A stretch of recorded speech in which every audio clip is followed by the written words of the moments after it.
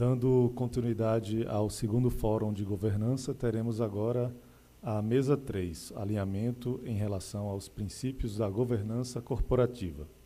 Convidamos à mesa Gutenberg Ferreira Passos, ele é pós-graduado em modelagem de sistemas complexos pela UNB, pós-graduado em administração pública pela pós-EAD, bacharel em administração de empresas pela AIEC. Assessor da diretoria de produção na Companhia de Tecnologia da Informação do Estado de Minas Gerais, Prodenge, e coordenador do grupo de trabalho de governança do segmento Áreas de Integração para o Governo Eletrônico da EPING.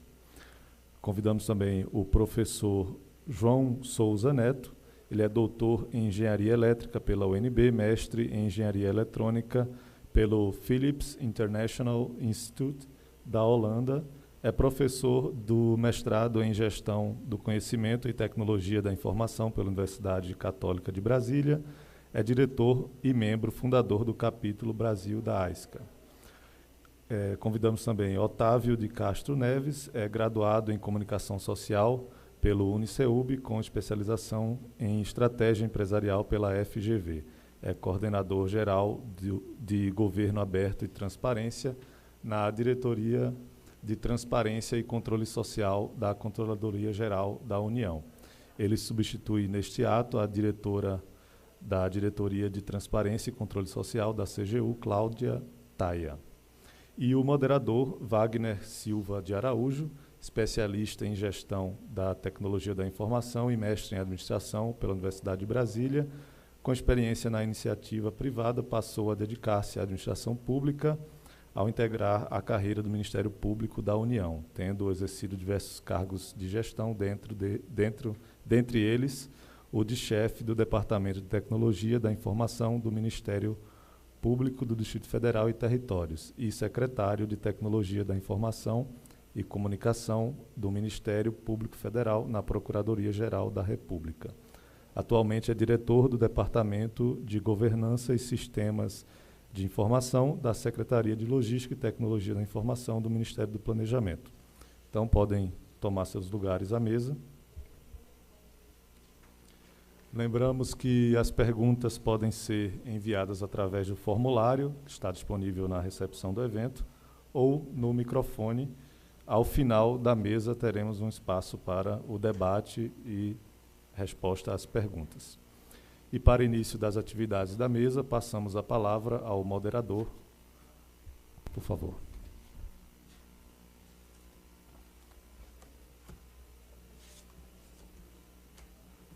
Olá. Olá, pessoal. Boa tarde a todos. Eu não costumo fazer homenagens à formalidade, de modo que convido a vocês a fazer um esquema de bate-papo. Tudo bom, Ana? E que nós todos aprendamos bastante juntos com essa mesa que aqui está, formada por 3 colegas de renome, muito importantes, com papéis muito importantes no governo e fora dele. O script é o seguinte: o Gutenberg, aqui ao meu lado direito, faz uma apresentação inicial, nos brindando com um trabalho muito bacana, tentando olhar alguns conceitos da governança corporativa. Em seguida, o professor Souza Neto também fará uma apresentação, e o professor dispensa apresentações, é um nome bem conhecido aqui em Brasília, nome sempre presente nas discussões de governança corporativa, governança pública, como o colega Geraldo gosta de falar. Eu costumo preferir o termo governança institucional, quando se fala de governo. E, por fim, o colega Otávio, da Controladoria Geral da União, também faz uma pequena explanação, não necessariamente com uma apresentação formal, para, em seguida, abrirmos para as perguntas. Então, Gutenberg está com você. Ao final das 3 apresentações, eu tento fazer uma breve consolidação, e, em seguida, por favor, a plateia nos apresente suas perguntas. Tá bom? Boa tarde a todos, bom trabalho para todos nós.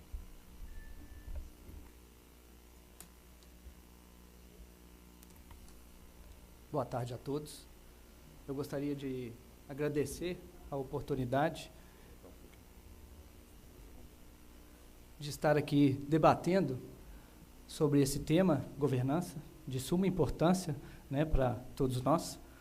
E gostaria de começar a apresentação apresentando para vocês o modelo de alinhamento da governança, das ações, aos pilares da governança corporativa. Esse modelo é a terceira etapa desse projeto, é a segunda etapa que finalizou a definição dessas ações, objeto desse alinhamento, e nós então temos um rol de 10 ações elencadas como sendo ações relevantes para esse processo de governança. Podemos citar aí o governo direto, as ações do Tribunal de Contas, como o levantamento do perfil de governança de TI e o referencial básico e o levantamento de governança, orientações de governança dos órgãos do CISP, melhores práticas de governança corporativa do IBGC, aqui presente, princípios para a boa governança pública, do IBGP, o DAMA, o Programa Nacional de Gestão Pública e Desburocratização, o GESPUC, a governança de processos, do Elo Group, e o modelo de responsabilidade organizacional aplicado na Prodenge. Para dar início a esse trabalho, tínhamos o desafio de identificar um modelo que pudesse representar todo esse alinhamento, o alinhamento de todas essas ações a esses princípios e aos demais frameworks que estão sendo apresentados nas 6 oficinas que nos acompanharam até agora. E nós gostaríamos de sugerir o modelo do nosso colega John Witt, da Austrália, e esse modelo traz uma abordagem super interessante, onde ele propõe um alinhamento entre o corpo humano, seus sistemas, e os sistemas organizacionais, né? O corpo humano é formado por diversos sistemas independentes, como, por exemplo, o sistema muscular, o sistema nervoso, né, o sistema respiratório, né, nossos ossos. E todos esses sistemas, eles funcionam sobrepostos, eles interagem entre si para que nós, né, possamos estar aqui. Nosso sistema, então, ele funciona integrado, né, digamos assim, como camadas que se sobrepõem e que atuam de uma forma extremamente complexa, né? Baseado nessa filosofia, né, nessa ideia, esse modelo propõe uma organização bastante semelhante, onde temos a parte do ambiente, aqui representada pela tecnologia, como sendo uma camada, né, como sendo um desses sistemas independente, tá? Tecnologia, a gente pode pensar aqui na parte física, na parte de infraestrutura, né? A gente tem a parte das pessoas, né, também aqui representada, como, por exemplo, a cultura, né, o aprendizado, o relacionamento social entre essas pessoas que compõem esse sistema, né? E para conhecermos um pouco melhor dessa proposta, eu gostaria de convidá-los rapidamente a um exercício de imaginação. Vamos imaginar que nós venhamos a montar uma fábrica do zero, uma fábrica, por exemplo, de prego, aqui na região. E essa fábrica tem o objetivo de fornecer os pregos para a construção, né, da nossa nova capital, Brasília, por exemplo. E qual que é o valor que nós estamos agregando ao nosso produto que o torna assim tão diferente, né, tão importante, tão especial para poder fazer parte desse processo, né? Vamos imaginar, então, que esse prego nosso, ele não deforme com facilidade, né? Isso nos propicia, por exemplo, uma economia muito grande em todo o projeto, né? E falamos anteriormente aqui que essa questão da economia, essa questão da eficiência é de suma importância, né? Então, começamos com as pessoas, né? Todas as empresas são formadas por pessoas e as pessoas trabalham para oferecer produtos e serviços para outras pessoas. E vamos imaginar, então, que a gente tem uma rede de pessoas, essa rede representada ali no canto esquerdo do diagrama, através daqueles pontos, né? Esses pontos são elementos, né? E aqueles traços são conexões. E essas pessoas, dentro de uma estrutura organizacional, elas estão conectadas, né? Cada uma com seu respectivo dever, sua respectiva atuação, sua função, desculpa, sua função, e a conexão dessas pessoas com seus pares, seus superiores, né? E etc. Esse diagrama representa, do lado esquerdo, por intermédio daquele retângulo, né, o conhecimento necessário para que a gente possa, então, produzir o nosso produto da nossa fábrica, que seria o prego, tá certo? E esse conhecimento, segundo essa visão, ele perpassa todas aquelas camadas, né, que vimos anteriormente. Então, eu tenho aqui a camada da infraestrutura, eu tenho a camada dos processos, tenho a camada de tecnologia, né, eu tenho as pessoas aqui, a cultura, né, e partindo do pressuposto que a nossa fábrica vai ser estabelecida em um local somente, a gente pode ter aqui, através dessa estrutura, um maior controle sobre esse processo, correto? E para que a gente possa, então, executar as nossas atividades, produzindo esse nosso produto, a gente precisa, então, de um certo know-how, que é o que o John costuma demonstrar aqui com essa trilha, né, esse silk. E esse know-how, ele é o resultado de todas essas camadas sobrepostas na nossa fábrica, representada por aquela trilha. Mas se tivermos uma fábrica também de prego em um outro local, uma outra localidade, possivelmente essa outra unidade terá uma outra trilha de conhecimento que os leve a ter um outro know-how um pouco diferente, né? Então, existem várias formas de se produzir o mesmo produto, né? No entanto, se estamos falando de prego, há que se ter conformidade, né? As pessoas que vão produzir esse determinado produto, elas têm que ter um compromisso, né, com esse know-how, né, em manter o que está pré-estabelecido, né? E dessa forma, então, a gente consegue visualizar essa trilha de conhecimento, essa trilha de know-how, perpassando por todas aquelas camadas que estão sobrepostas, formando, então, essa nossa unidade. Bom, esse exercício ele é bastante simples, né, porque, nesse contexto, a gente tem uma fábrica em uma única região, né? Podemos, então, complicar um pouco esse cenário se tivermos um produto mais complexo e um produto que pudesse ser distribuído. Por exemplo, vamos imaginar agora que a gente, ao invés de produzir um prego simples, né, a gente vai produzir algo mais complexo, como um helicóptero, né? Meu amigo Paulo está na França, absorvendo esse know-how para poder trazer para o Brasil uma fábrica de construção desses equipamentos. E, nesse sentido, a gente pode imaginar, então, que parte desses componentes desse helicóptero seja desenvolvido lá na França, né, o rotor, por exemplo.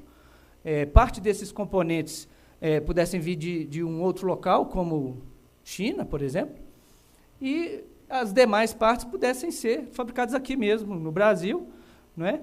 E configurando aí uma situação um pouco mais complexa. Dessa maneira, a gente consegue perceber que, em duas dimensões, o modelo ele pode ser muito bem aproveitado para uma situação bastante simples. Mas, para uma situação mais complexa, a coisa complica um pouco. Então, a gente pode ter, nessa circunstância, uma situação um pouco mais evoluída, que seria um modelo em rede, né?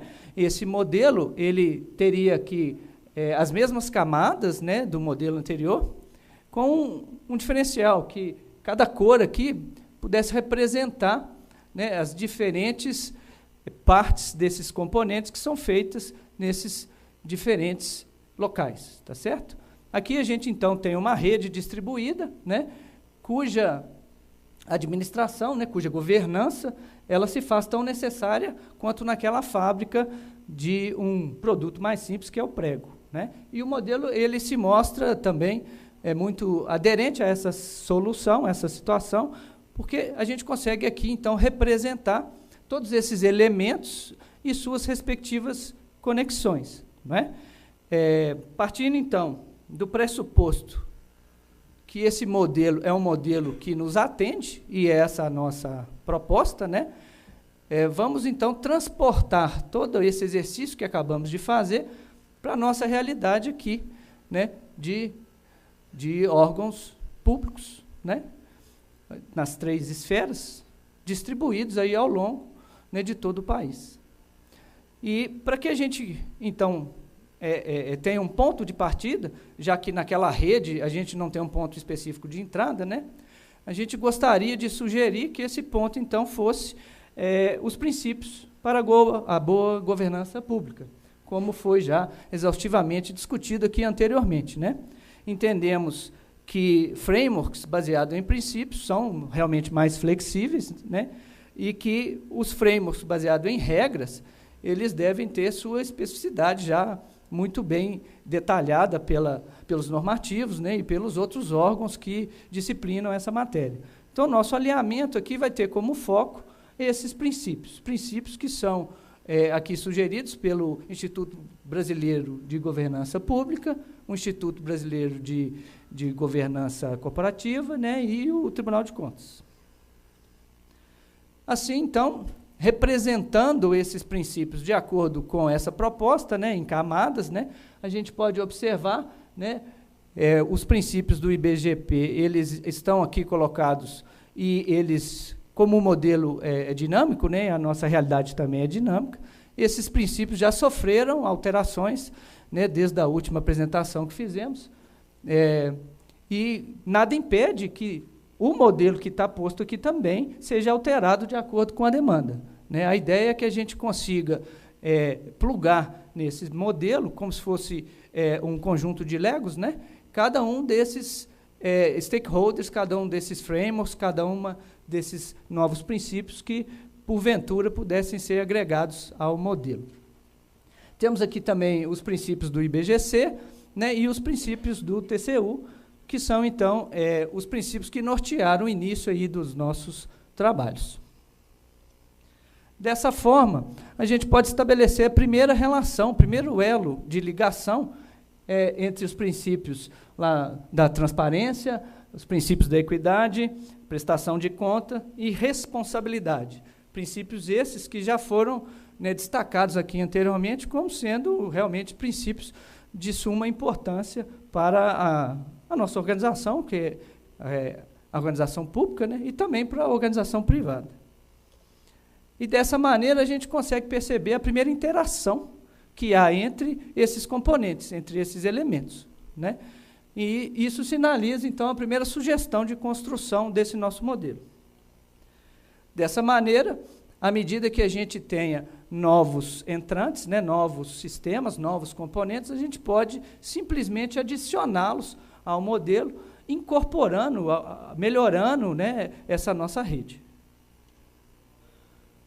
A rede, então, ela tem um ponto de partida, né, não uma porta de entrada, né, gente, mas um ponto de partida nesses princípios. Esses princípios, então, estão se relacionando. E, da mesma maneira que existe esse relacionamento identificado aí entre esses princípios, a gente percebe também que há um relacionamento entre essas ações que foram elencadas anteriormente, na fase 2, e essas próprias ações entre elas e um relacionamento entre as ações e esses princípios.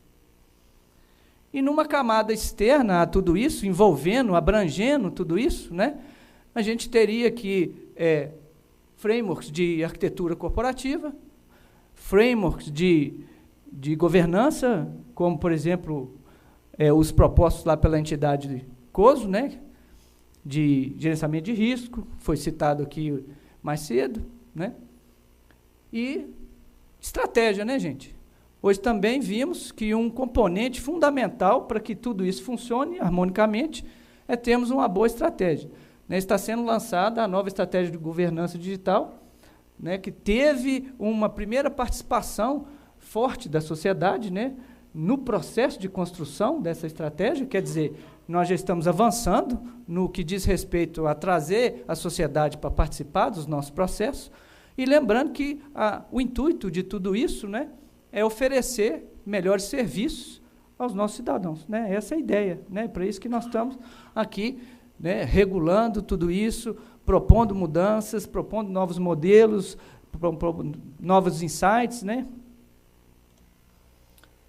Então, como que a gente podia iniciar o trabalho de elaboração desse modelo?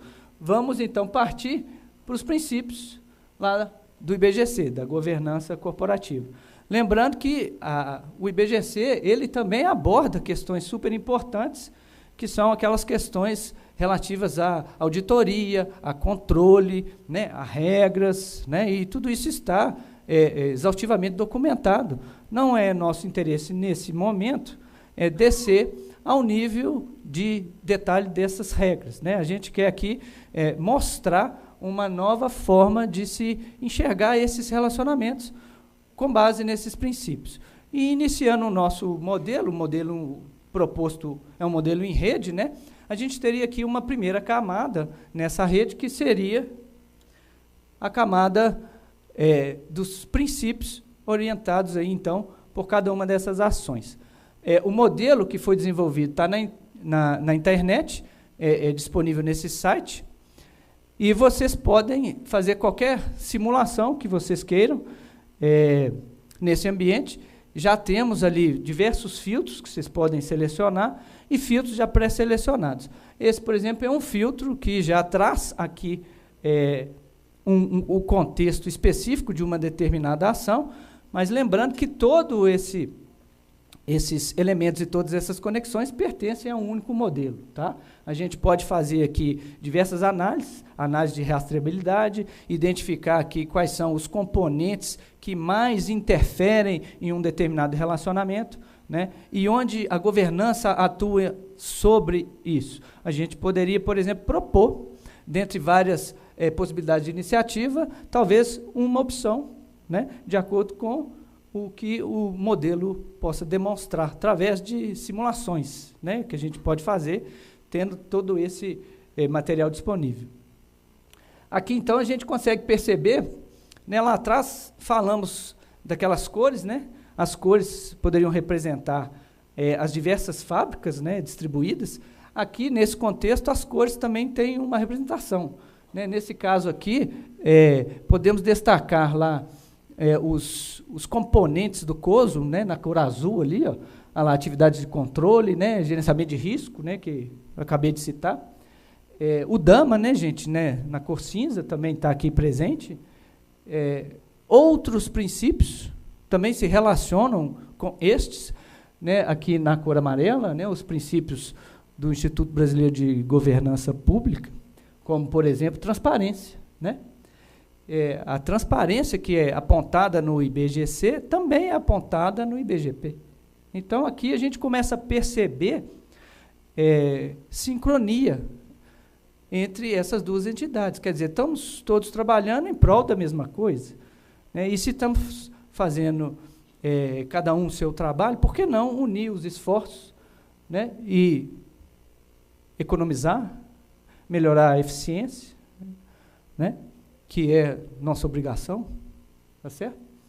Temos também aqui a parte da estratégia, destacada em vermelho, lá no planejamento estratégico, e, ao longo da apresentação, nós iremos observar outros componentes com outras cores, né? Então, essa forma de representar é uma forma interessante, porque facilita o nosso entendimento, e a gente consegue visualizar isso em 2 dimensões, né? Nós estamos falando de um modelo aqui complexo, em 3 dimensões, e visualizando isso de uma forma simples, aqui em 2 dimensões.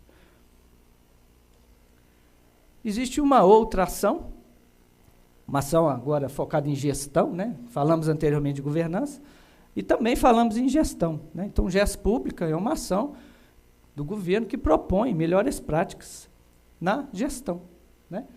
E como que a gente nivela aqui o know-how, né? Lembra lá atrás que falamos do know-how? O conhecimento, né? O conhecimento aqui também é passado. E como que ele pode ser aferido, né, já que a gente está falando de governança? Existe um questionário, onde você pode identificar qual que é o seu grau de maturidade perante essa aplicação, né, aplicação dos conceitos que estão sendo propostos aqui através do GES Público. E esse questionário, ele está estruturado lá em critérios, esses critérios, por sua vez, em itens, e esses itens em alíneas.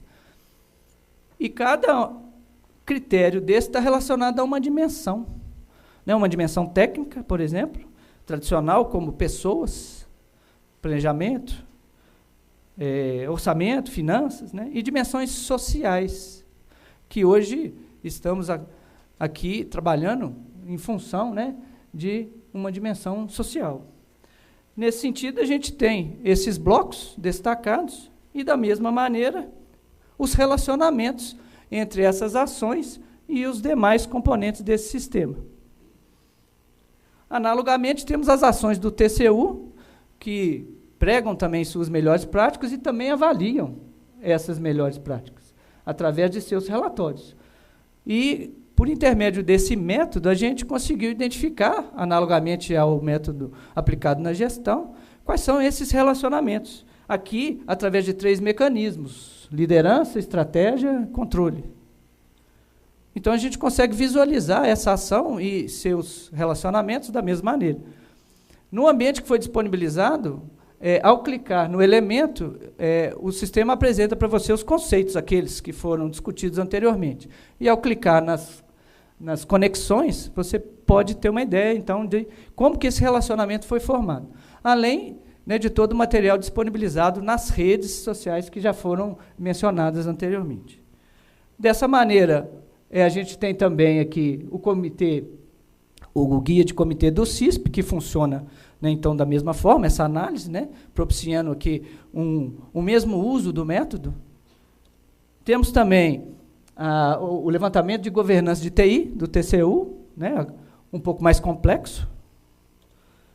O projeto Governo Direto, que foi mencionado anteriormente, numa estrutura um pouco mais simples, mas também aderente a essa proposta. O redesenho de serviços públicos, né, que foi uma das ações avaliadas, que trabalha no sentido de nos trazer também melhorias nos redesenhos dos processos. O DAMA, que já falamos. O modelo de responsabilidade organizacional, que foi aplicado na companhia, que também une seus esforços a todos os esforços aqui que já foram elencados, né? E, finalmente, aqui, consolidando toda essa visão, os princípios do IBGP, com todos esses relacionamentos, perpassando todas essas ações, todos esses frameworks, né, toda essa proposta que a gente está discutindo. Esse é o modelo de arquitetura corporativa que a gente está trabalhando. Essas são as iniciativas do COSO, né, do controle interno e do gerenciamento de riscos. Aqui, a estratégia, o planejamento estratégico. Dessa maneira, a gente espera que, com todo esse arcabouço de soluções, né, aqui representadas por essas ações, né, a gente consiga, com esse modelo, identificar em que aspecto essas ações são semelhantes e congruentes, de tal maneira que a gente possa reaproveitar, né, esses esforços e não precisar ficar redesenhando, e reescrevendo e reconstruindo a roda toda vez. Portanto, nós achamos que esse modelo pode sim contribuir para essa visualização e também ele pode ser estendido, né, como o que nós estamos adotando na companhia, onde a gente está aplicando esse mesmo modelo para que a gente possa linkar os serviços prestados pela empresa à cadeia de valor, que hoje a empresa já tem estabelecido, juntando todos esses processos, transformando-os numa rede de valor, para que a gente possa atender melhor o cidadão. Muito bem, obrigado. Esse era o recado que a gente gostaria de passar para vocês.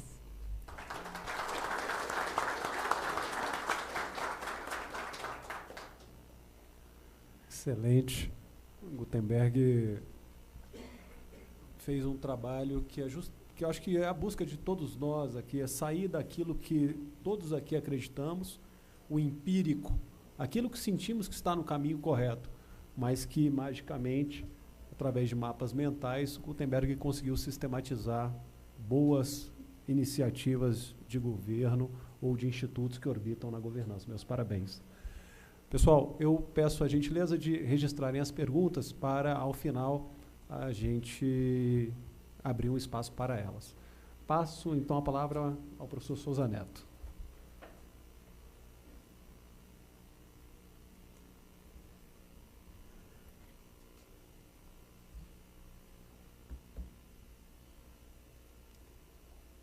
Bom, gente, boa tarde. Enquanto não colocam os slides, né, o que é que eu tenho observado nesse evento, desde as palestras da manhã?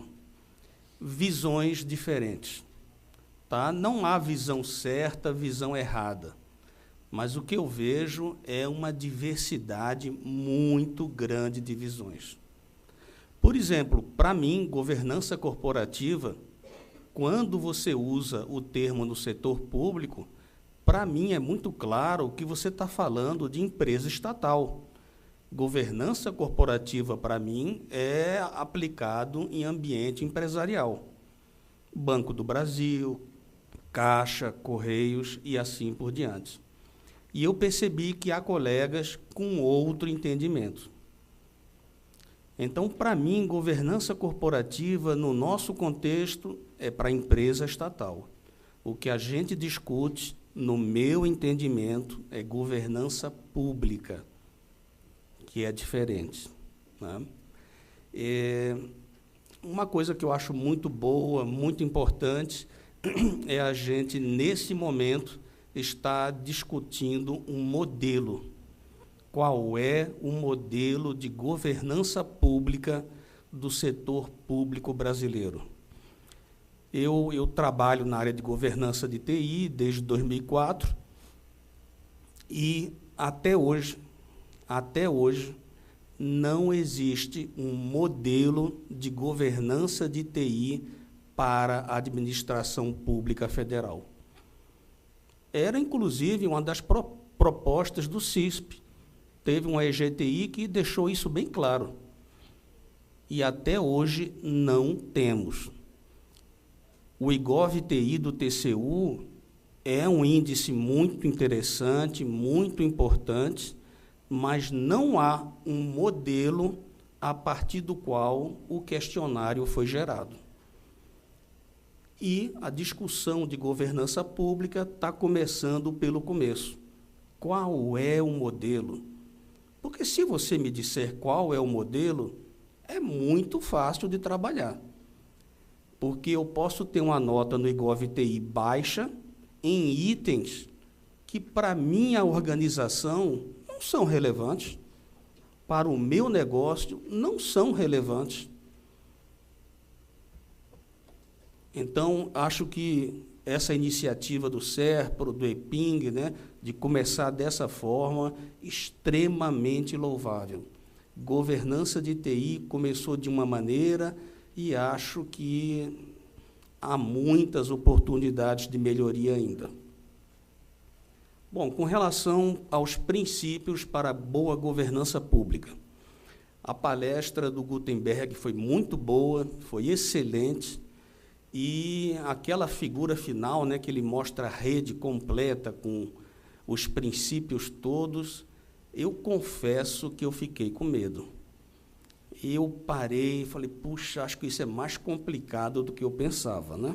Mas acho que devagarinho a gente vai comendo o elefante aos pedaços, né? Mas ficou muito interessante, né, a apresentação dessa complexidade.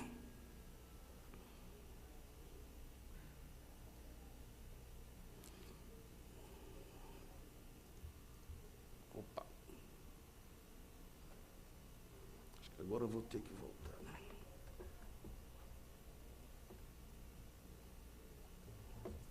Tem que ser aqui.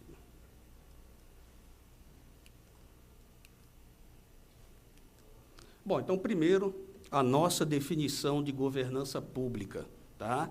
É uma das definições. Tem várias.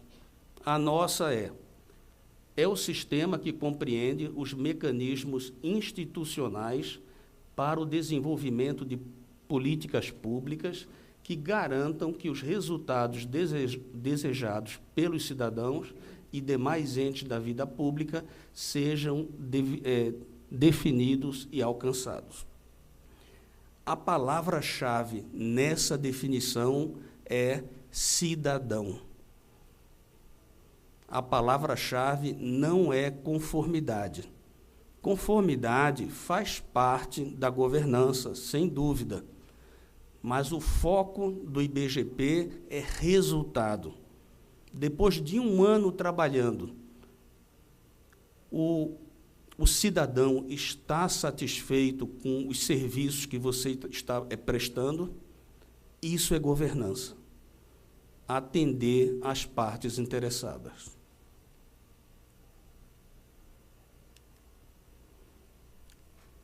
Bom, uma coisa interessante sobre governança, que justamente tem a ver com essa complexidade que o Gutenberg abordou, questões formais, estruturais, comportamentais e relacionais. Então, a governança, para que ela dê o resultado esperado, para que ela seja efetiva, você tem que trabalhar com um conjunto, digamos assim, bastante significativo de variáveis.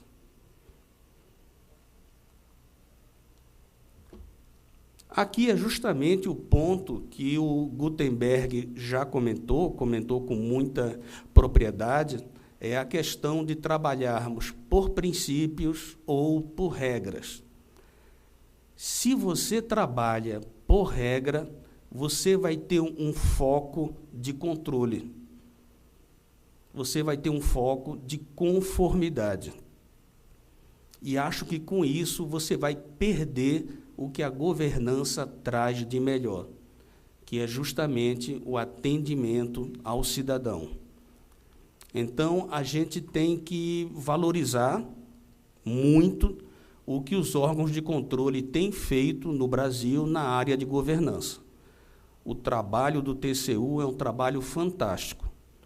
Entretanto, a gente não pode esquecer que o foco do TCU é controle. O nosso não é.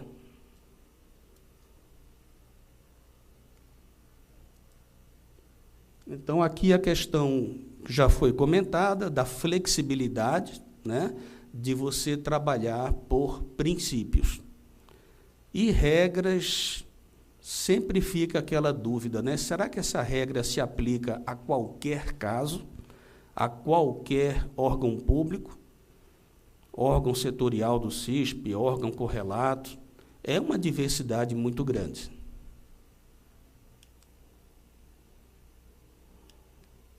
Então, está aqui o modelo do IBGP. Então, são 8 princípios, né? Uma coisa importante, né, é que essa é uma construção coletiva. Tá? Isso não foi tirado da cabeça do Geraldo ou do Souza. Essa é uma construção coletiva. Já temos um draft do modelo do IBGP, entretanto, isso está sendo sempre atualizado, sempre melhorado, com as contribuições de todos. A gente não acredita que vai dar uma luz, né? E aí a gente vai chegar aqui e falar, gente, está aqui o modelo. Tá? Então, isso aqui é um processo de aproximações sucessivas.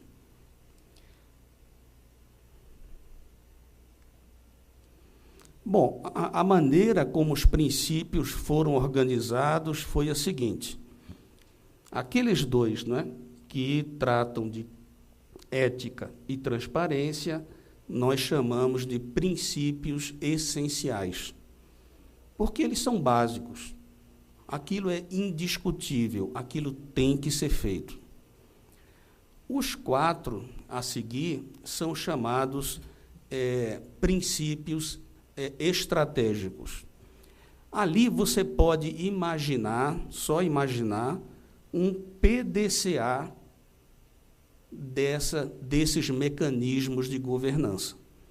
O planejamento estratégico, a questão de você adaptar continuamente aos fins, questões relativas a monitoramento, a desempenho, a risco e assim por diante.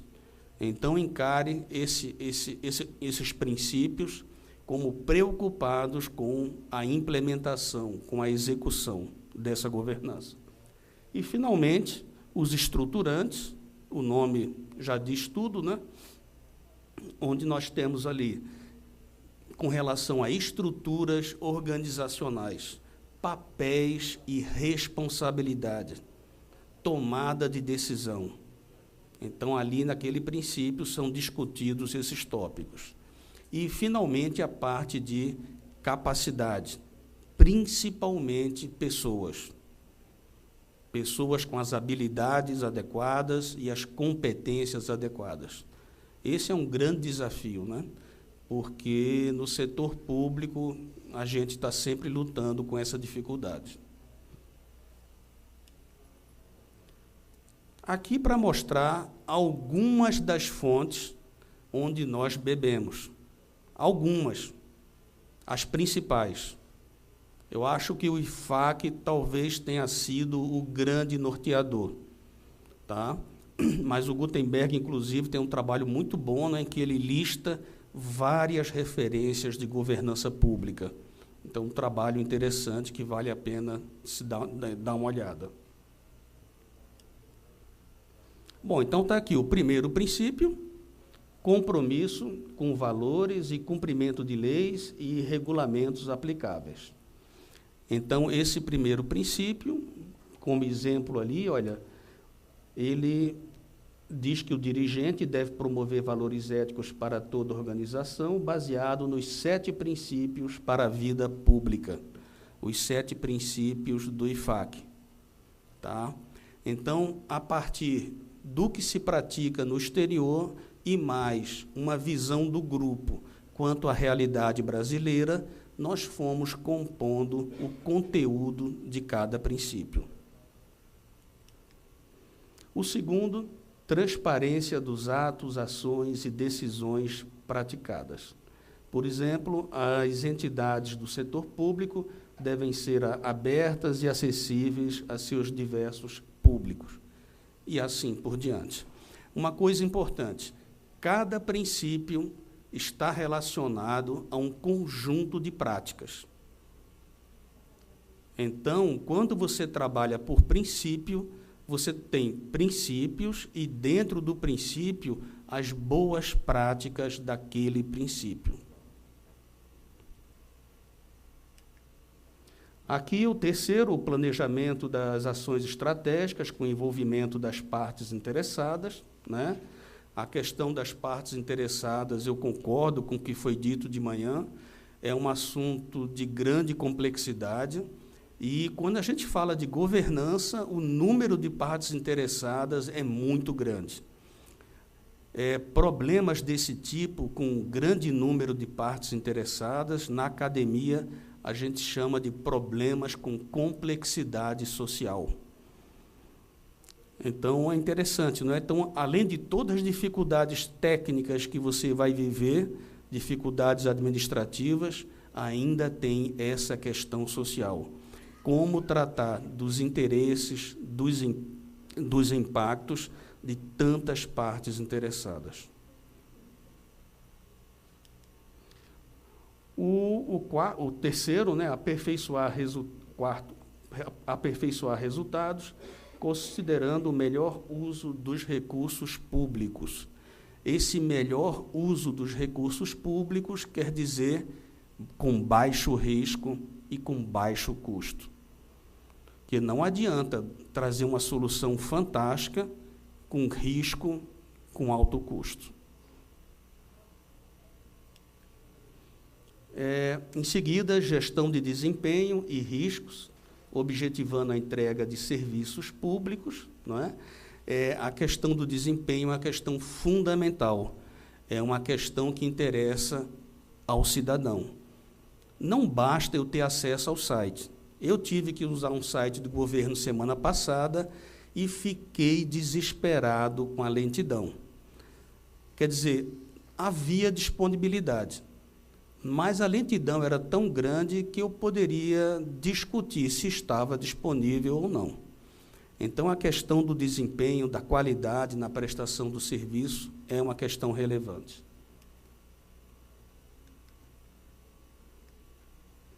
Bom, e finalmente o monitoramento dos controles e independência das verificações realizadas.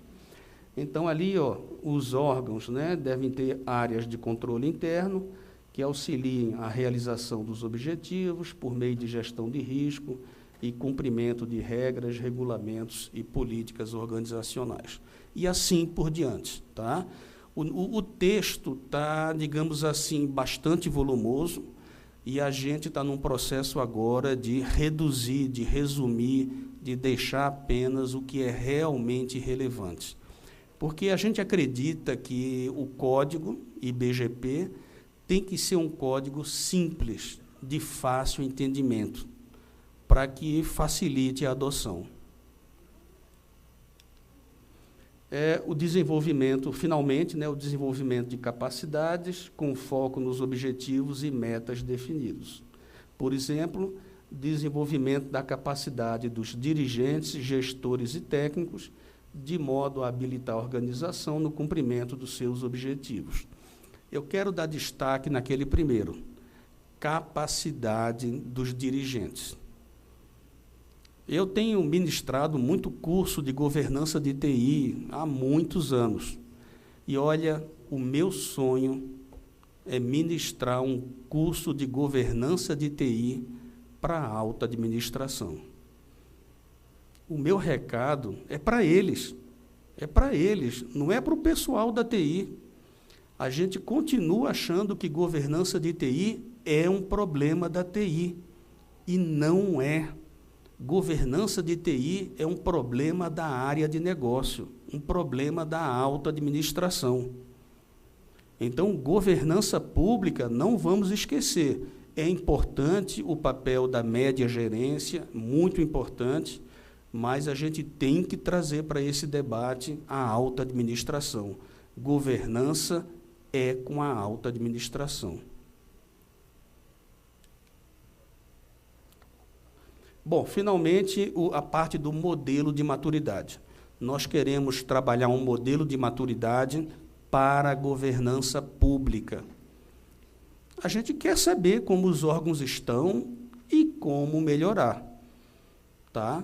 Então, a ideia é fazer uma avaliação da situação atual, pontuar, não com o sentido de dizer você está mal ou está pior, mas mostrar as oportunidades de melhoria, mostrar como fazer uma evolução. A gente começou de maneira mais simples, como vários frameworks internacionais, tomando como base o modelo CMM, que todo mundo conhece. E a nossa ideia é, justamente, para cada princípio, desenvolver as práticas e os pontos de avaliação. E, a partir dessas práticas, que estão sendo executadas ou não, e dos pontos de avaliação, como queira chamar, pontos de controle, nós teríamos essa classificação. Então, a nossa ideia é ter 4 níveis, o inexistente, o inicial, o definido e o gerenciado. Simplesmente como oportunidade da empresa avaliar sua situação, ver as suas fragilidades e analisar como melhorar, não com o objetivo de controlar. E aqui, reforçando, né, o que eu disse, que a gente tem repetido muito, o foco é o cidadão. Toda essa conversa, toda essa teoria é para atender melhor o cidadão. Esse é o objetivo. Bom, rapidamente, esse é um trabalho conjunto, IBGP e PING. Repito, é uma construção coletiva e são todos bem-vindos. Era isso, muito obrigado.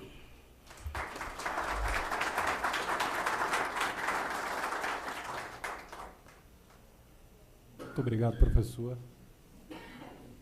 Sempre com boas provocações. Eu passo imediatamente para o Otávio, para, em seguida, fazermos a abertura das perguntas. Eu já recebi algumas, tá, pessoal? Podem se preparando aí, por favor. Boa tarde. Bom, queria começar primeiro agradecendo ao professor Souza Neto, porque até 5 minutos atrás eu estava aqui pensando o que eu estou fazendo aqui. Eu não sou da área de TI, eu sou da área de negócios. Já trabalhei em muitos e muitos projetos de TI, tanto no setor privado quanto no governo. E eu tendo a ver governança de uma maneira realmente sob uma outra lente, né, mas que começa do mesmo ponto que o professor falou, né, começa justamente do cidadão. Quando chegou para mim o convite para participar, antes de me apegar à governança, eu me apeguei a alinhamento. Talvez até porque minha primeira experiência com TI, eu sou publicitário de formação, eu usava muito CorelDRAW, esse tipo de software, e ficava alinhando uma imagem a outra. E eu fiquei pensando, estão tentando alinhar o que aqui, essas ações aos princípios, aí, né, lendo o livro que o professor Gutenberg escreveu, li, obviamente que eu já conheci o tema, mas assim, estava tentando entender o espírito daquilo. E, bom, isso sempre me remete ao mesmo ponto toda vez que eu estou conversando com a minha TI, gerenciando, seja um projeto como a gente está tocando agora, de reformulação do portal da transparência, seja as conversas que a gente tem ainda lá com relação à abertura de dados, a gente sempre volta ao mesmo ponto, que é justamente o que o professor estava dizendo. A gente precisa alinhar o que a gente está fazendo ao cidadão, ao que a sociedade precisa, né? Eu lembro que, quando eu cheguei na CGU, eu fui trabalhar no portal da transparência e fiquei impressionado porque havia um comitê, um grupo de várias áreas para tocar o portal. Geraldo vai lembrar disso. E o Geraldo, que era o diretor de TI lá na CGU, ele estava sempre presente. Mas a área de negócio, sim, ela estava presente, mas não se dava o mesmo nível de importância, né? Não mandava um diretor, não mandava um coordenador. E, obviamente, que tem sempre aqueles conflitos entre fazer... tem sempre alguém querendo fazer o que é mais fácil, outro quer fazer o que é mais econômico, outro quer fazer o lado do cidadão. E eu vejo isso em todos os projetos, tanto no setor privado quanto no setor público, tem sempre esses conflitos. E aí é que entra a importância de você ter uma estratégia de governança, aí que entra a importância dessa estratégia ter um foco no cidadão para direcionar a ação de grupos como esse, né? Lembro também de uma vez estar numa reunião num órgão que ia discutir mudanças numa prestação de serviço por meio de governo eletrônico. E, enquanto a gente esperava a reunião, eu vi que tinha lá o PDTI do órgão estampado lá. E eu olhei assim, tinha um monte de coisa bacana, um monte de meta verde assim. E eu olhei aquele negócio, cara, não fala do cidadão em nenhum lugar aqui. É tudo disponibilidade do servidor, do serviço, enfim, conseguir otimizar recurso, mas o cidadão não aparecia ali. Aí comentei com a pessoa que era responsável lá nesse lugar, na época, e disse a ela, poxa, agora vocês estão aí com esse serviço super bacana para o cidadão e vão ter que renovar o PDTI. E ela deu uma risada, assim, como se estivesse fazendo alguma piada, e eu não estava. Eu realmente achei estranho aquele PDTI não contemplar isso. Acho que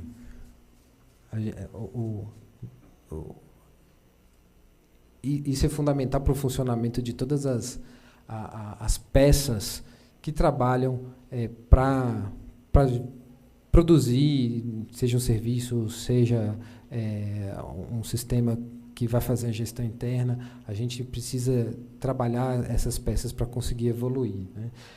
Eu sempre penso a governança de uma maneira mais simplificada, porque realmente eu não sou um estudioso da área, não dedico o meu tempo de estudo fortemente a isso, mas tendo sim a ver a governança com minha própria lente, né, que na verdade é um resumo de muitos desses princípios que esses diferentes grupos propõem. Eu faço uma simplificação para mim mesmo, que é a integridade, né? A gente vê que a gente precisa obedecer, sim, leis, códigos morais e éticos, que a gente precisa da transparência, precisa da responsabilização, accountability, né? Eu coloco isso tudo dentro dessa ótica de integridade. Vejo até, inclusive, eu tenho um pouco de dificuldade de pensar a governança por princípios e por regras, porque eu acho que mesmo quando você faz por princípio, você acaba tendo que passar pelas regras. Não há de se falar em integridade, não há de se falar em accountability sem considerar um monte de regras que também existem, formais ou não, em relação a isso.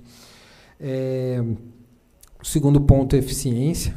Aí a gente está falando de custo-benefício, a tomada de decisão tem que passar por isso.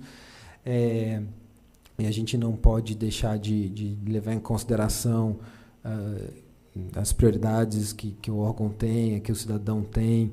Muitas vezes o cidadão quer 10 coisas, a gente só consegue entregar 5 para eles.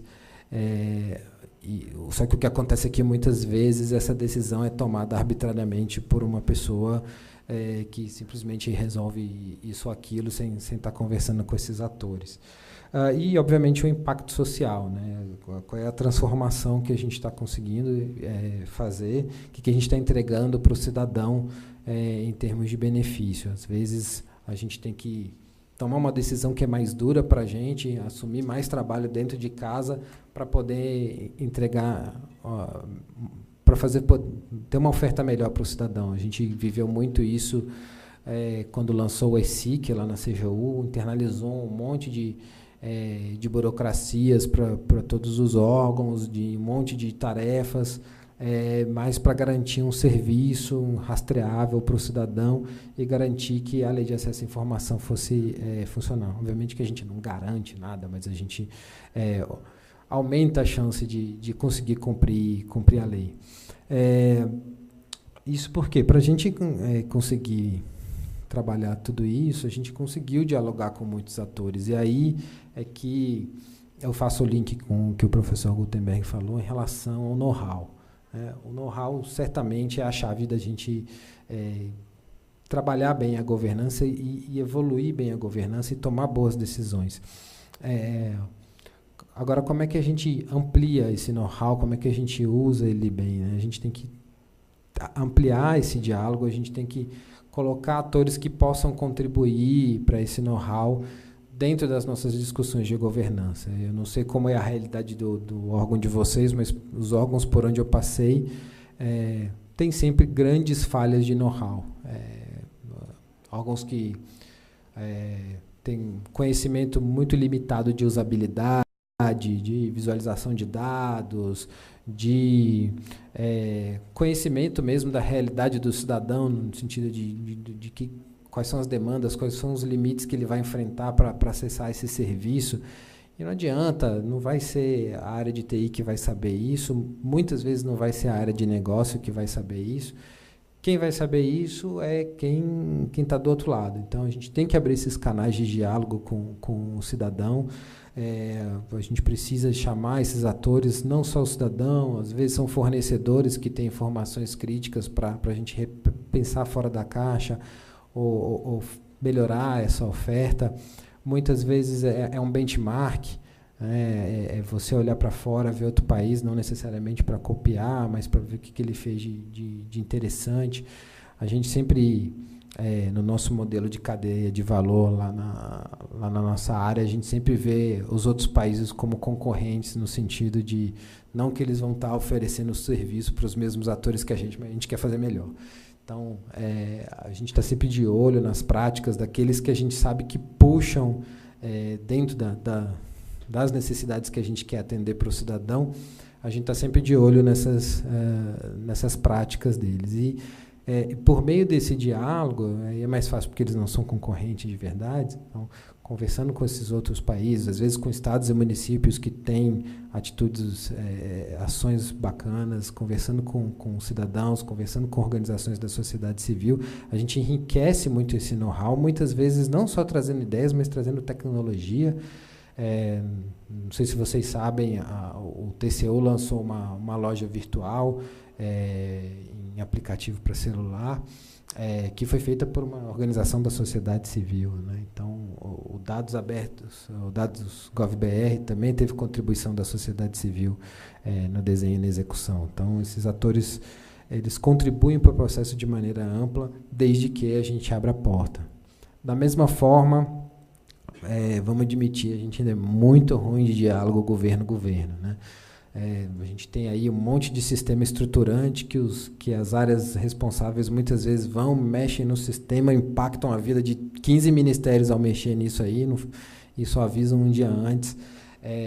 A gente tem que resolver isso. Por exemplo, nós, lá com o Portal da Transparência, somos grandes consumidores do CIAF. Hoje em dia, felizmente, a gente tem um diálogo melhor, mas o que acontecia anos atrás é que alguém ia lá mexer no CIAF, a gente ficava sabendo um dia antes, e aí, lá o nosso portal ficava todo desatualizado, ou com dado errado, ou com problema, podia gerar problema de interpretação para quem recebesse o dado. A gente precisa entender também qual é o impacto das nossas decisões, como que isso vai afetar outros órgãos e, por consequência, pode afetar o cidadão na ponta.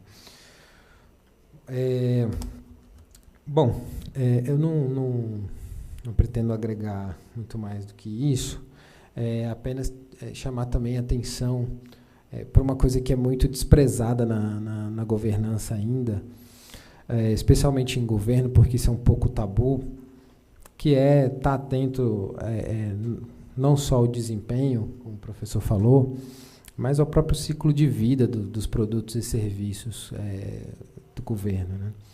A gente ainda tem muita dificuldade de aposentar iniciativas, né? A gente ainda tem muita dificuldade de assumir que esse negócio aqui, que só 10 pessoas acessam por ano, não está valendo a pena, não. Então, a gente precisa também começar a se abrir para essa discussão, porque mesmo quando já está rodando numa operação que já não custa mais tanto tempo e dinheiro para a gente, nem que seja só porque está poluindo lá a cabeça das pessoas, achando que é um negócio que funciona e não funciona, a gente precisa colocar como parte desse alinhamento a renovação, até porque isso também força a gente a pensar se não está na hora de melhorar, de buscar um parceiro, de renovar. A gente precisa estar colocando um ritmo para os nossos desafios, especialmente quando a gente está falando de TI, compatível com o mundo de hoje, né? A gente já não está mais numa época de soluções que são feitas para durar 50 anos, né? A gente está numa época de soluções que são criadas para durar 5 anos, talvez, e aí você já tem uma tecnologia nova que já torna aquela... que já, de repente, já não é tão interessante seguir aquele caminho, né? Quem investiu em soluções de plataforma web há 10 anos atrás, como é o nosso caso, talvez até em soluções que a gente investiu com menos de 10 anos atrás, e agora está olhando assim, putz, devia ter feito para celular esse negócio. E faz parte desse processo a gente também reconhecer. E, de novo, tudo isso fica mais fácil se a gente tem o apoio, se a gente tem o diálogo com esses atores externos para fazer essas transições, porque é sempre difícil reconhecer, assim, hora de aposentar. Então, a gente tendo um grupo que inclui a sociedade nessa discussão facilita muito para a gente trabalhar isso.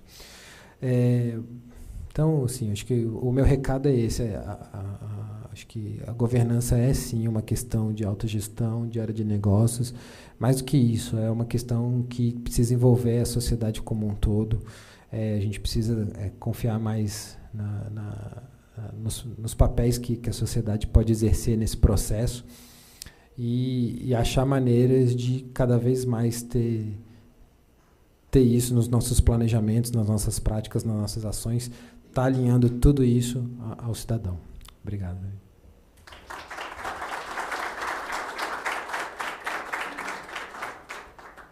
Muito obrigado, Otávio. São boas provocações. Eu vou fazer apenas 2 e abro para perguntas. O Gutenberg já tem uma aqui ao lado e o professor Souza Neto também. Pessoal, eu sempre ouço falar em governança e raramente eu vejo o termo boa governança. As pessoas tratam governança como algo bom por necessidade e não necessariamente ela o é. Quando eu vejo aqui na apresentação do Souza Neto o termo boa governança, isso me deixa feliz. Pensem nisso. China, Venezuela, Irã, que infelizmente são países que o noticiário classifica como governanças ruins, têm sua governança. Canadá, os anglo-saxões, Estados Unidos, Nova Zelândia, o Chile, também têm sua boa governança. Pensem nisso. Governança é processo de governo. É um conceito de um cientista político francês, Lemieux, que eu gosto muito. E sendo processo de governo, ele tem seus inputs e seus outputs, tem suas entregas. E sendo processo, tem seus atores. A grande diferença é que na governança pública, esses atores são hoje os integrantes de governo. Porém, o que se vê no mundo, e vem de esquerda e direita, é o cidadão entrando no processo de governo, convidado ou não. Na Espanha, a gente tem uma manifestação muito interessante emanando da direita. Muito interessante. Aqui no Brasil, o governo Lula e o governo Dilma introduzem a participação social a duras penas quando lançam iniciativas como Participa BR. Pessoal, sem apologia a governos, até porque foi dito aqui, eu venho da carreira do Ministério Público da União, a verdade é que o sistema que aí está, na minha leitura, não é que ele precisa mudar, ele não comporta as mudanças que virão. A gente está falando de coisas tão amplas, desde o caráter da nossa democracia, que é representativa. Mas ela é representativa por quê? Porque o cidadão não podia participar do governo. E agora a tecnologia oferece isso muito bem. Pensem nisso, gente. Por fim, eu termino a minha fala com a seguinte pergunta: governança para quê? Governança para quê, gente? Na SLTI, as provocações diárias do nosso secretário é o seguinte: por que você está fazendo esse trabalho? E pergunte isso várias vezes. Para que você está fazendo esse guia? Para que você está fazendo essa instrução normativa?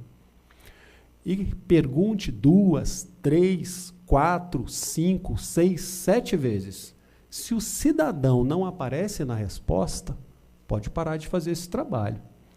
Se você não consegue elaborar uma resposta em que o cidadão apareça, quem sabe o seu lugar não é no governo. Sendo muito duro e franco. A verdade é que temos clientes, sim. E esses clientes estão chateados, sim. Eles esperam mais. Eles esperam mais de nós, Batman, como diz a piada, né? E esse cliente, o cidadão, está ansioso por resultados. A boa governança entregou isso em alguns países do mundo. A boa governança serve de bom exemplo. Entretanto, o Brasil precisa descobrir a sua boa governança. Temos a nossa própria cultura e as nossas próprias ansiedades sociais. Boa governança para quê? Pensem nisso. Eu abro as perguntas e eu vou pedir que Gutenberg, Souza Neto, se vocês puderem ler o termo que aí está, e abro em seguida para o público, tá? Obrigado, gente. Temos uma pergunta do Carlos. Segue a pergunta. muito foco na entrega de serviços públicos de qualidade para o cidadão. Entretanto, há alguma definição sobre os diferentes tipos de serviço, tais como serviços ao cidadão, serviços entre entes públicos, serviço de TI para as áreas clientes, serviço SOA, serviço de dados? Eu acredito que um bom caminho para trilhar esse novo desafio possa ser a Carta de Serviço ao Cidadão, que está sendo elaborada aqui pelo Ministério, não é? Acredito também que o próprio Participa BR ofereceu uma excelente oportunidade para a sociedade se manifestar, dando a ela o poder de participar das decisões na formulação da estratégia, que é o que há de mais importante, não é? Nessa camada de governança, é o início de tudo, não é mesmo? Há pouco tempo atrás, tínhamos cadernos de serviço, né, na companhia onde trabalho. Esses cadernos eram oferecidos ao nosso cliente, que é o Estado. Entretanto, precisamos avançar, né? Precisamos pensar o que é que o cidadão deseja lá na frente. Quais são esses serviços que precisamos oferecer de acordo com a vontade dele, do cidadão? Essa é uma mudança grande de paradigma e, a meu ver, é um caminho longo e árduo, mas já começamos. E é importante que as pessoas percebam o poder que está sendo hoje disponibilizado para que elas exerçam, né, essa cidadania por intermédio de sua participação.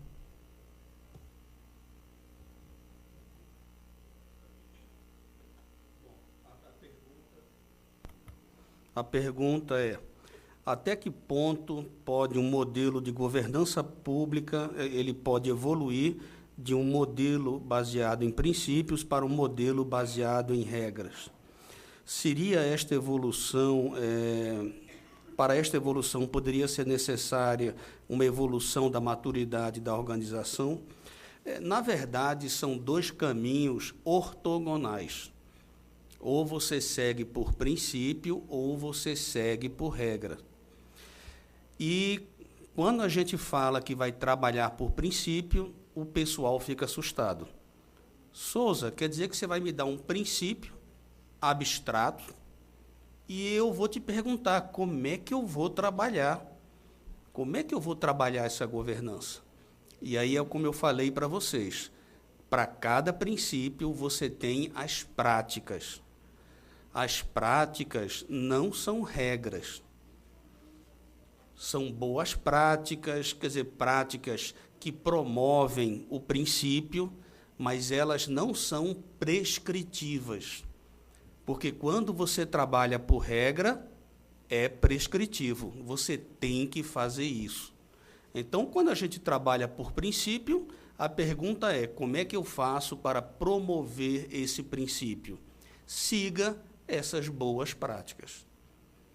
Então, o modelo de maturidade, ele faz isso. Ele verifica se você está seguindo as boas práticas. Só isso. Tá? Então, um modelo mais flexível nesse sentido. Bem mais. E isso não tem relação, essa migração de um modelo para outro, não tem relação com a maturidade organizacional. Repito, são dois caminhos ortogonais.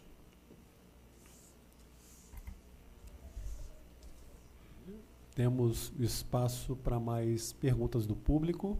Alguém? E a boa governança deveria enfatizar o quê, principalmente?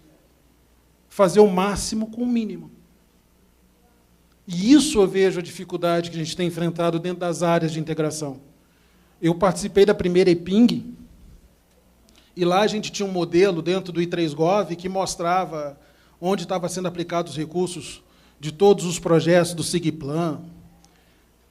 A gente sabia como é que estava funcionando algumas ações dentro do CIEST, do CIORG, que são grandes sistemas estruturantes que são feitos em plataformas e legados diferentes, em momentos econômicos diferentes. Hoje, o que a gente tem mostrando é simplesmente um relatório de extração, que, quando a gente pega esse relatório de extração, não consegue ter resultado de nada. A gente precisava encontrar alguma forma de mostrar isso de maneira gráfica e de uma maneira onde as pessoas conseguissem compreender o que está acontecendo. Como é que eu faço o processo de contratação de novos servidores? Por onde que isso passa? Isso passa no CIORG, no SIGPLAN, vai no CIEST, vai em qual órgão da estrutura federal? Quem é que autoriza, de fato, a contratação de novos concursados? Isso a gente não tem, a gente não consegue enxergar isso hoje fácil. Já tivemos. Agora, se eu pego, e isso a gente trabalhou na época com SOA, trabalhamos com a extração de arquivos especiais, a famosa apuração especial. A gente conseguiu montar isso naquela época com coisa mais simples. Então, eu acredito que, dentro dessas áreas de integração, a gente teria que mostrar para a sociedade o que nós estamos fazendo com o orçamento público, onde é que a gente está aplicando, o que isso está trazendo de crescimento sustentável para o país, independentemente de governo, de partido, seja o que for. E isso falta a gente enxergar. Eu acho que a gente podia trabalhar ou debruçar com soluções que trariam a visão da sociedade, a informação com a visualização da União, a visualização do município, a visualização do Estado, e o que o país lá fora pode enxergar, porque eles não podem enxergar tudo que nós fazemos aqui. Tá? Obrigado. Bom, eu gostaria de comentar, não é? Respeito a sua visão, respeito, mas eu tenho uma visão contrária. Para mim, fazer o máximo com o mínimo é gestão, não é governança. É uma discussão de eficiência, de produtividade. Agora, eu concordo, vários aspectos que você abordou são de governança. Quer dizer, que direcionamento foi dado na aquisição daquela plataforma? Esse direcionamento é governança. Perfeito. Eu acho que o nosso grupo, né, vive e continuará vivendo um grande desafio, separar o que é gestão do que é governança. Esses assuntos são bem distintos e a gente tem que se esforçar para separar. Tá? Eu queria aproveitar a oportunidade e fazer um comentário que eu não consegui fazer na apresentação, né, porque acabei estourando o tempo. É o seguinte, eu tenho visto muito documento do governo de governança pública ou de governança corporativa pública, usando o modelo de governança da norma ISO da ABNT 38500. Eu acho que não pode ser usado. A norma ABNT-NBR 38500 é para governança corporativa de TI. Ela tem 6 princípios de governança corporativa de TI. Eu não posso usar isso em governança pública, ou pelo menos que demonstrem que isso pode ser levado para a governança pública. Eu fico surpreso com esse uso que está se disseminando. Eu acho que é interessante, porque a 38500 é muito boa, é realmente uma norma ISO fantástica.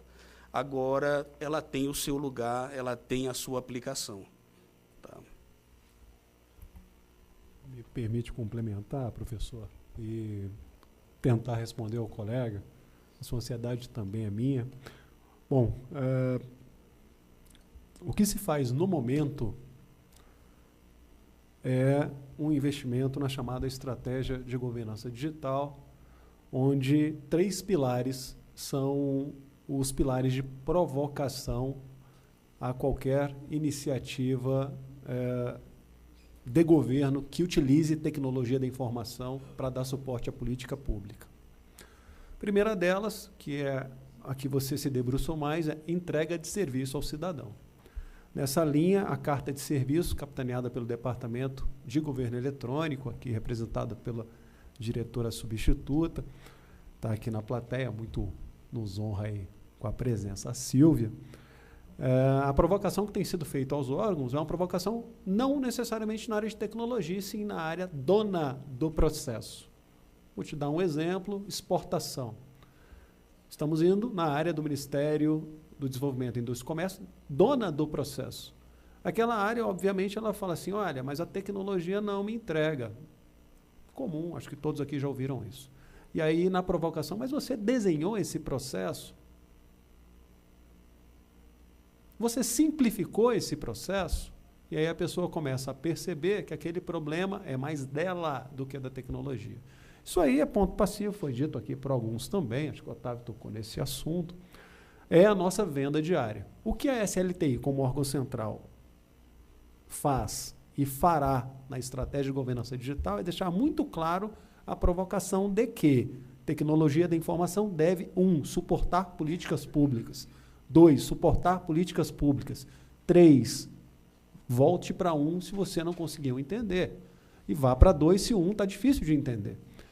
Simples assim. E nessa linha, compra de computadores, etc., tudo isso aí tem que ter uma finalidade. Se não tem finalidade, economiza esse dinheiro, devolve para o tesouro, etc. O que é suportar a política pública? Os 3 pilares. Oferecer ao cidadão sua oportunidade de participar do processo governamental, chamado de participação social, que não precisa ser só Participa BR, gente. Pode ser diversas outras alternativas. Segundo, entregar serviço ao cidadão, é aquela pergunta que fiz, para que você está fazendo isso? E terceiro, um pilar muito homenageado pela CGU, prestar informação ao cidadão. A notícia ruim é que o governo não vai conseguir fazer isso sozinho. A boa notícia é que a sociedade não apenas está sendo provocada para tal, mas quer participar do processo de governo. Os aplicativos que o TCU desenvolve, iniciativas como a da professora da USP, Gisele Craveiro, em que, poxa, governo, me entregue os dados, me diga o que você quer, que eu quero participar, fazer aquilo que você não faz bem.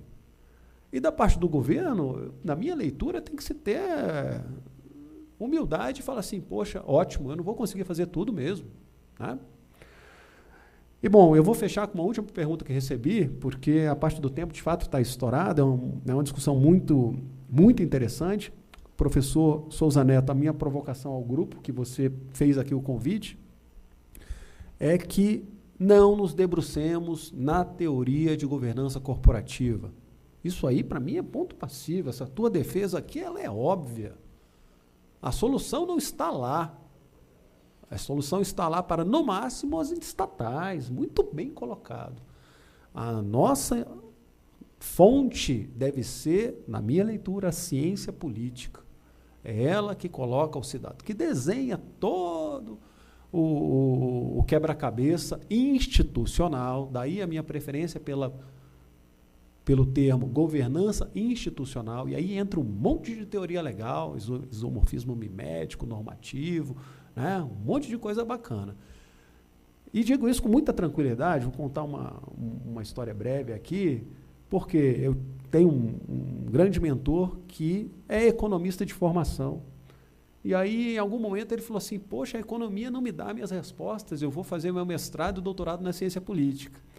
E aí, quando eu falo assim, poxa, professor Calmon, professor da ciência política da UNB e também da administração pública da UNB, unidade que eu sou egresso e tenho muito orgulho. Agora o senhor está tranquilo? Ele falou, não, Wagner, talvez eu tenha que ir além. Aí é a filosofia, a sociologia, porque ali estão as pessoas e o cidadão é uma pessoa.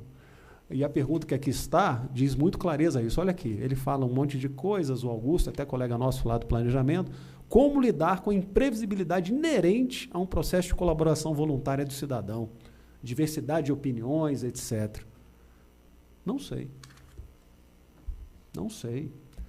Alguns dizem que é no voto, né?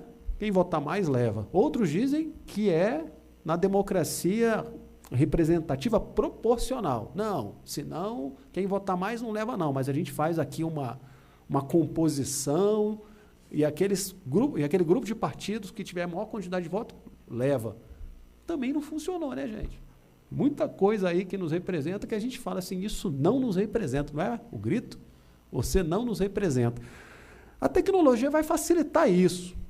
Ela vai expor mazelas, vai expor verdadeiros cânceres de representatividade.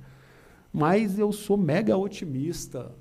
O sistema que está não comporta o que nós queremos. Nós todos aqui somos cidadãos. Agora, um recado para nós brasileiros, que eu me repito todo dia. O problema é nosso. Ao contrário do que os meios de comunicação nos dizem todos os dias, repetidamente, que o problema é numa entidade fantasmagórica chamada governo. Isso é uma mentira. O problema é nosso. E sendo nosso, o que faremos? Poxa, se tiver uma interface digital ali para eu fazer alguma coisa, eu vou fazer a minha parte. Por mim, pela minha filha, que eu amo muito, ou pela minha neta ou neto, que um dia virá, se Deus quiser, conhecerei. Tá bom? Pessoal, muito obrigado. Desculpe aí o cerimonial, que estouramos completamente o tempo.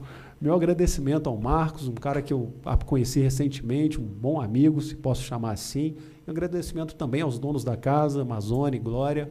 Tá? Eu vejo que os assessores estão ali atrás.